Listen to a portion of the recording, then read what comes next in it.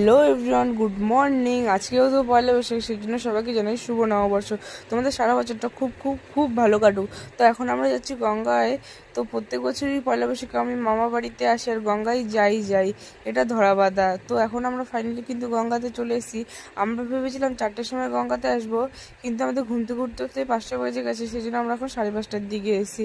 কালকে সারা রাত এত বৃষ্টি হয়েছে, সেই জন্য আমাদের ঘুমই আর ভাঙছিল না। তো ফাইনালি আমরা গঙ্গায় এসে স্নান করে কিন্তু আমার মামির দিয়ে নতুন জামাটা পরে নিলাম। তো আগের দিন আমি তোমাদেরকে বলেছিলাম মামি কোন জামাটা দিয়েছে, সেটার ব্যাপারে কিন্তু ভিডিও আছে আবার। তো এখন আমরা স্নান করার পরে চলে এসেছি লঞ্চ ঘাটে। এই লঞ্চ ঘাটটা নতুন তৈরি হয়েছে, ছোটোর মতো দেখতে বেশ সুন্দর লাগছিল।